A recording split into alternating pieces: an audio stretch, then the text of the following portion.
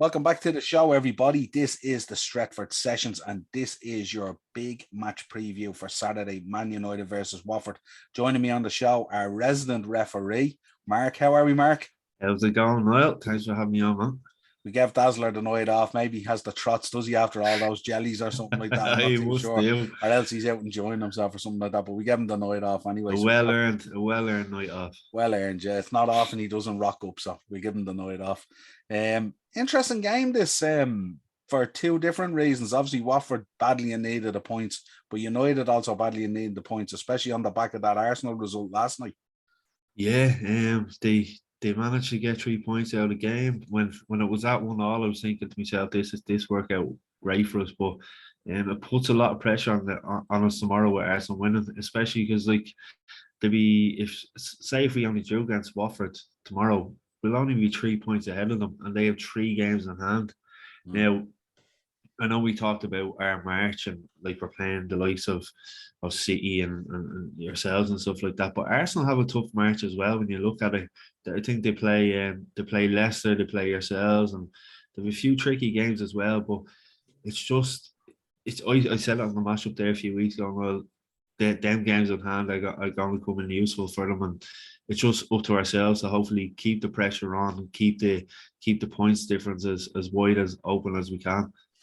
Yeah, I think when you look at the season, once you get into the kind of last 2 months of it, say, or whatever it is, or 2.5 months of it, you tend to be in that kind of fixture area where you're either chasing the top 6 and you're against them, or it's guys fighting relegation. So you're chasing them, and every game feels like a cup final, you know what I mean? So even like normally you would look at this game as a United fan, you go, Watford at home, we'll tap them up, no problem, you know what I mean? It'll be handy.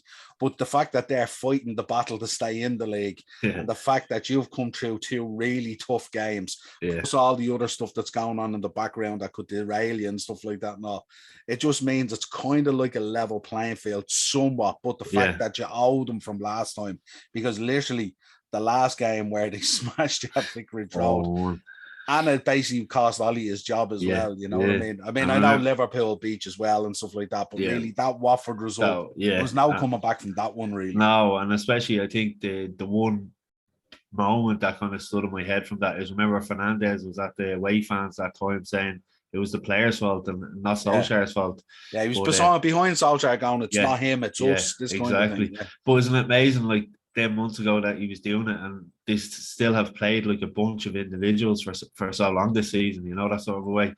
But like you said, it's a massive game for us. It's a massive game for Watford as well. You know, how many times have we talked about these so-called smaller clubs coming to Old Trafford, and you think, all right, you know, it'd be handy enough, and they get a result against us. This could be one of those. I'm hoping it won't be. They are. You look at their run of results lately. You know, 4-1 against Palace during the week. Obviously Conor Gallagher was putting the strength from midfield. Zaha back in scoring. They were beaten by Brighton a few weeks ago as well. But like, there's some of the game. You know, they got beaten by Brentford. They drew with Newcastle. They were beaten at home by Norwich. You know.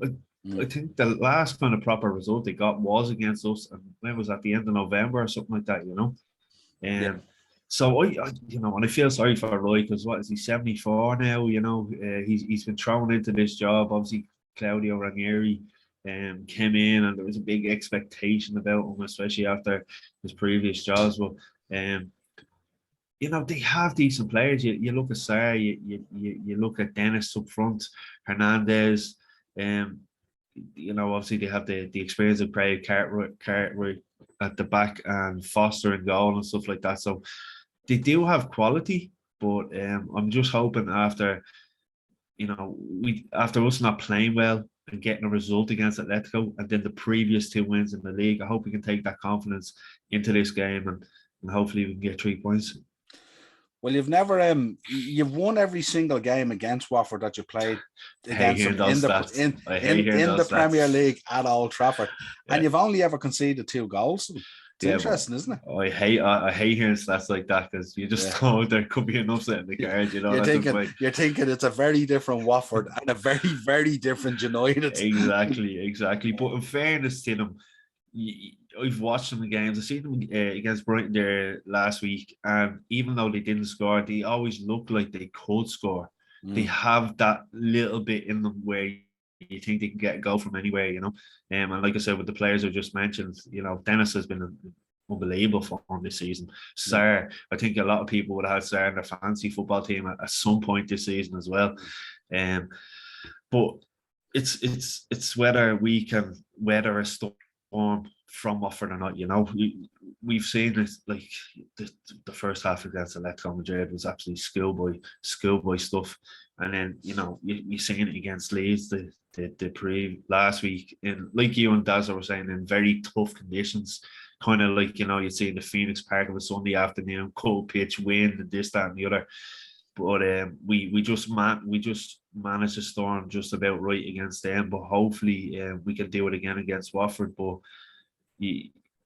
Cavani's not back in the squad. Me and Darren were talking about it after the Atletico game. It would have been nice to see him come in and maybe play a half an hour or so, against Watford, start getting minutes under his belt. McTominay's out. I'd say Fred and Pogba will probably start there with Bruno, and then Alanya and maybe Sancho either side, and Ronaldo up top. I would say I can't see Rashford starting tomorrow anyway.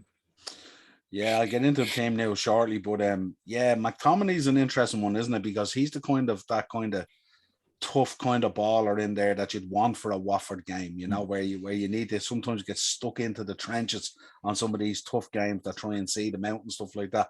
In terms of current form at the moment, United anyway with 4 wins and 2 draws in their last 6 in the league, and Watford is with 4 losses, a draw and a win. So certainly the form guide will tell you that it's all about United here. If United go out and put a professional performance on, they should be fine, and they definitely have the golf and talent to do it. Yeah.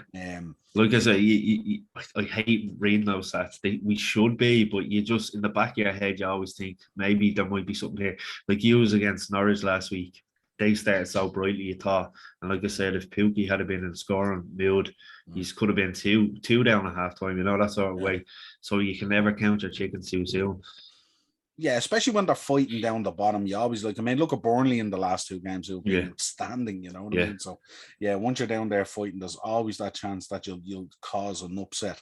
I don't see it here tomorrow, to be honest. No. Looking at the team news, you mentioned there, Edson Cavani is out with a groin issue, and obviously Scott McTominay is out with illness.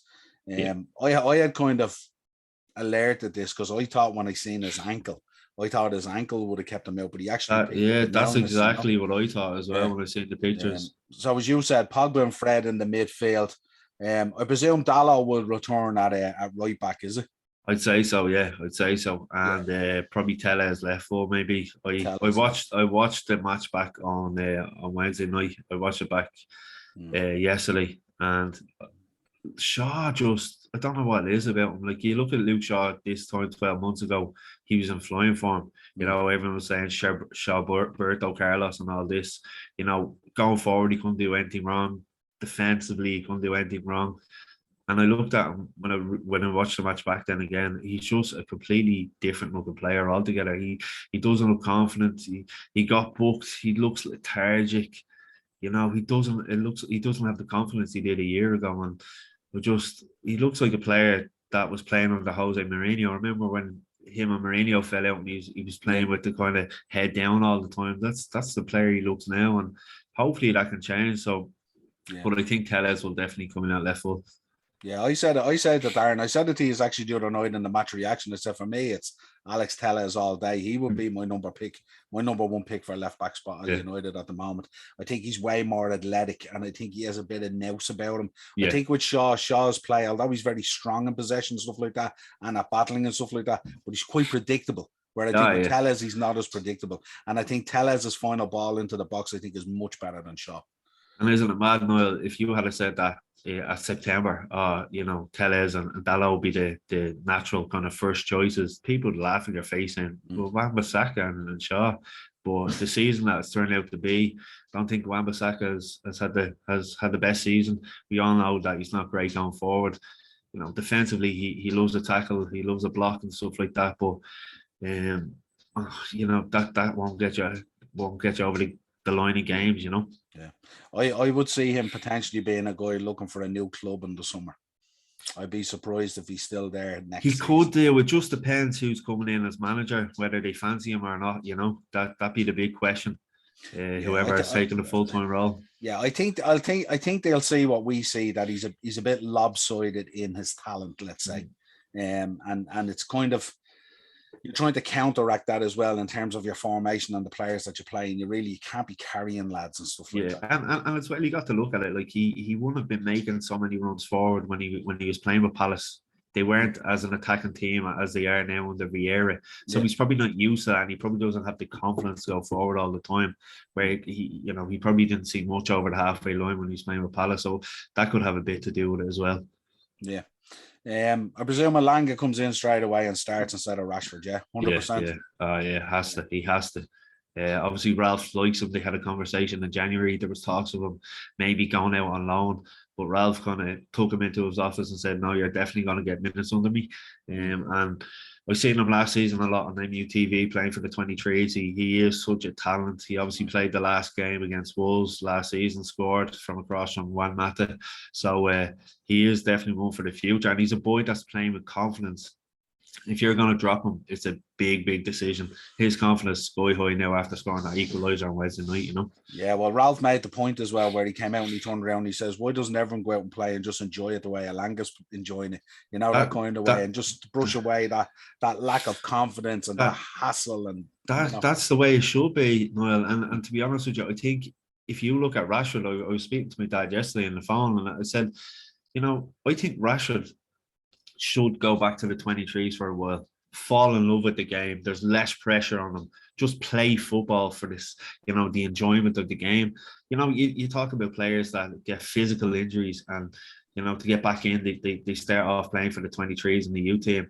With Rashford, it's up there. So maybe he needs to get time out of the limelight, go back to the 23s, go back to what he's used to, the youth setup, that system, fall in love with the game, and then come back into the first team a better player, hopefully. Yeah, it'd be interesting, all right. A bit of team news for Watford as well. So Etibo and Kolu, I think it is, remain absent. Say that again, Niall, can you? And Kolu, I think it is, remain absent. I think it is, or it could be Kolu, maybe without the N, and maybe, I'm not too sure, absent. Pedro and Kuka will need to have their knocks assessed. But should I mention Joshua King and Tom Cleverley? Should I mention them? Yeah, they come back and bite you in the ass? You never know. You never. Well, isn't it amazing? Remember, we got Igalo win last season, and there was talk of 2 seasons ago. Sorry, there was talk of Josh King coming back in, but that's soon kind of weirded out. But yeah, no, listen. Even the likes of Sissoko and stuff like that in midfield that they have, Sard didn't start on. Was it Wednesday they were playing against Palace? Yeah. He didn't start, so obviously I'd say he'd be starting against us. Maybe Roy had one eye on that game with his team selection on Wednesday night. Yeah, he probably said, look, I can afford to drop the 3 points to Palace because the United game is much bigger, handier 3 points or something like that. Roy Hodgson is like, you never know. Good out, Roy. Absolutely. Looking at the 2 starting lineups then, so for United, De Gea, Dalot, Varane, Maguire. Are we going Varane, Maguire? We're not thinking Lindelof or... Do you know what? I'd like to see Lindelof and Varane because, how I feel about Maguire, but I think Maguire needs minutes under his belt to build his confidence. And not only that, him and Varane need to build a partnership. I don't think they've had enough games to actually build a partnership this season. Yeah. Obviously, you could argue about Lindelof, how well he's been playing, even at right fully did a job the other night, and he had a really good game against Leeds. So, obviously, with what happened in his personal life, he missed a few weeks of the season, which you don't wish upon anyone. So, and kind of got punished for it because he really was playing really well with Varane at the time and lost his spot through no fault of his own. Really. Exactly. So, but like I said, on the flip side of that, it would be nice to see Maguire and Varane get more minutes together, and like I said, build a partnership, which we haven't seen them do. It always seems that our back four seem like individuals at times. They don't seem like a unit. So that's something that we have to build on as well. Yeah, and of course, with Watford as well, it's going to be physical. That Dennis and Sarr, these boys are physical players. Exactly. So then we got Tellez in there, Fred, Pogba, Elanga, Fernandez, Sancho, and Ronaldo. Then for Watford, Foster, Firmino, Cathcart, Samir, Kamara, Louza, Kenyembe, Sissoko, Sarr, Hernandez, and Dennis. Look at that. I got them all out. Like that. I'm getting better at these names as I go along.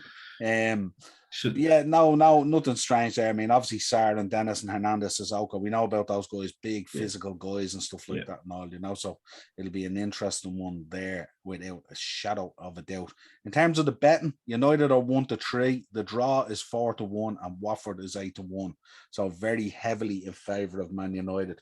Again, we've seen in the past, the odds don't mean a whole lot, but I think you should have too much for these guys. It's vital you get the 3 points in this, especially staring into what you've got ahead now in March. This is a vital 3 points that you should pick up.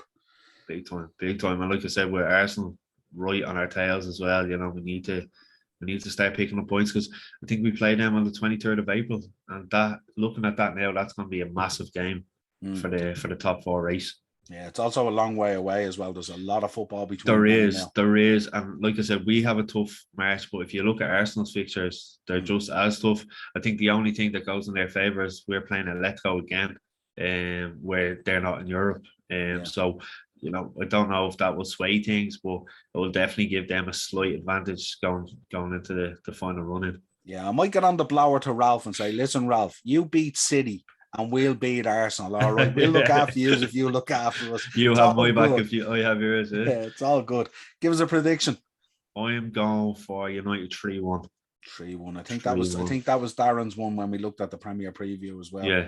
It's the one I sent in to beat the bookies, and I didn't even know what yous were going to say. So, I was talking to my dad. My dad thought 3-0. He didn't see Watford scoring, but you just always feel that we can concede a goal. That's there's always one, isn't there? Exactly.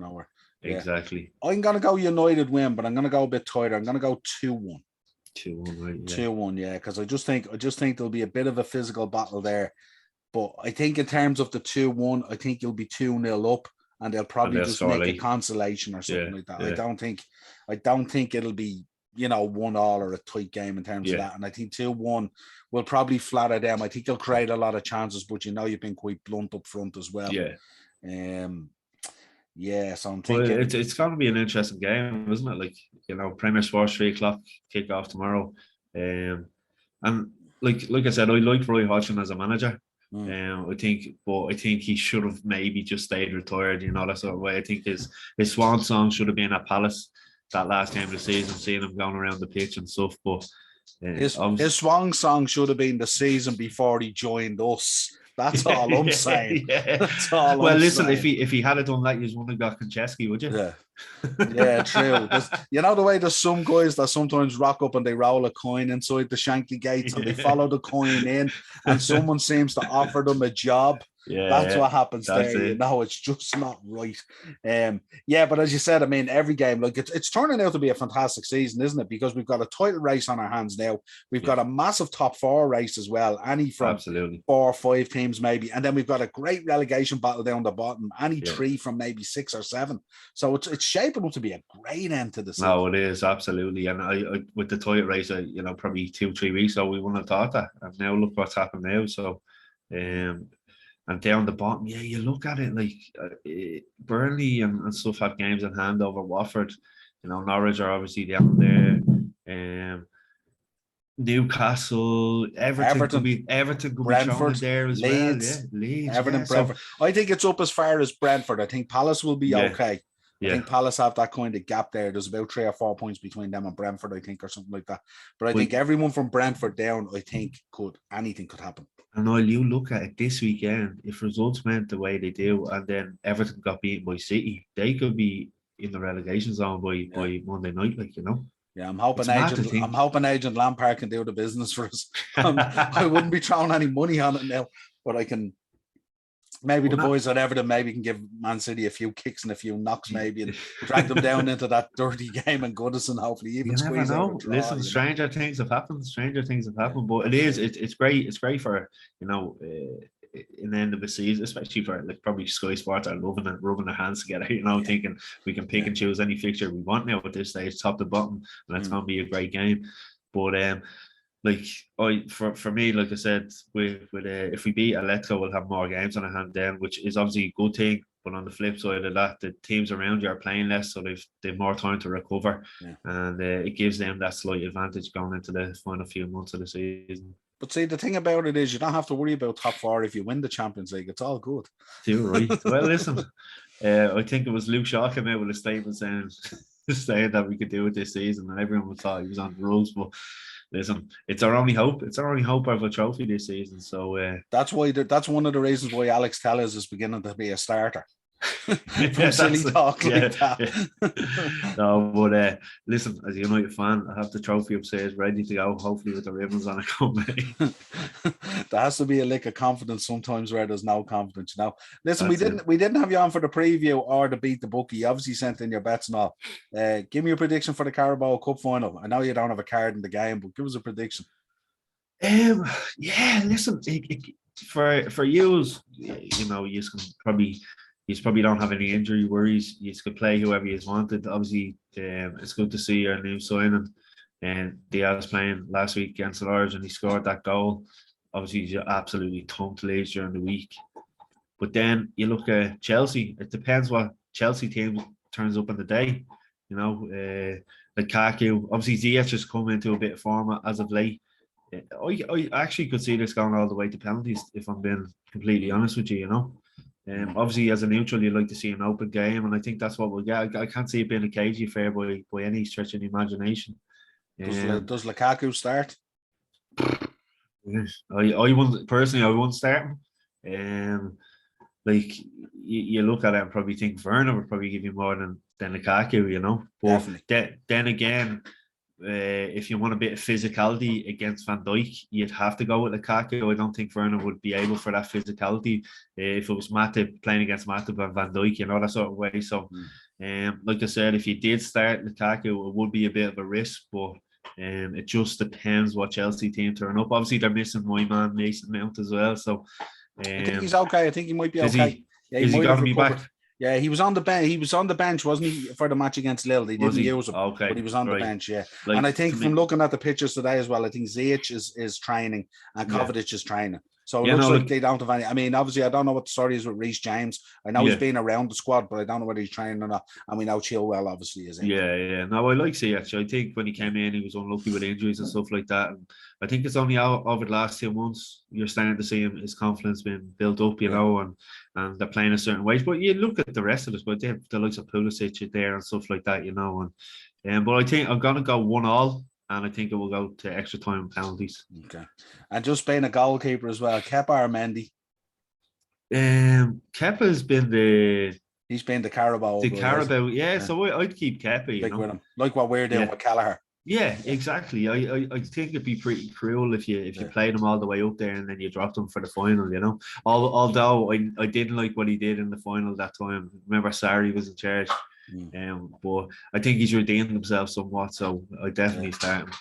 Yeah, I think it'd be gas if Chelsea released their side and it's Kepa and goal, and then we flip it and we go, we put Alisson in. Something like that, no. But I think he's confirmed Kelleher's going to play, so I think. But listen, what an experience it's going to be for him, you know, that the boy from Cork, and you know he's been on the fringes. It's been tough for him, especially remember Adrian was there and he was third choice, and I know he's still there, but he was third choice and he wasn't really getting a look in. Yeah, and he's come in and he's done a good job, you know. For such a young lad, he's got experience head and the shoulders. Yeah, absolutely. Yeah, and he's good look. He's got a great defence in front of him as well. So yeah, you know, that always helps as well. Well, listen, pleasure having you on for the preview. We will wait with bated breath to see what evolves tomorrow in this Premier League. So surely more twists and turns without a doubt. Definitely, without a doubt. If you want to contact the show, of course, leave your predictions in there in the comments, folks. And while you're doing that, smash a like and subscribe on the video as well. If you could, helps us out all the time and growing and sharing. If you want to contact the show, the Upper Tier Podcast at gmail.com. We're also on Twitter at _upper_tier, Facebook and Instagram, of course. We're out on TikTok as well, and we will talk to you again real soon. Cheers, bud. Cheers. Well.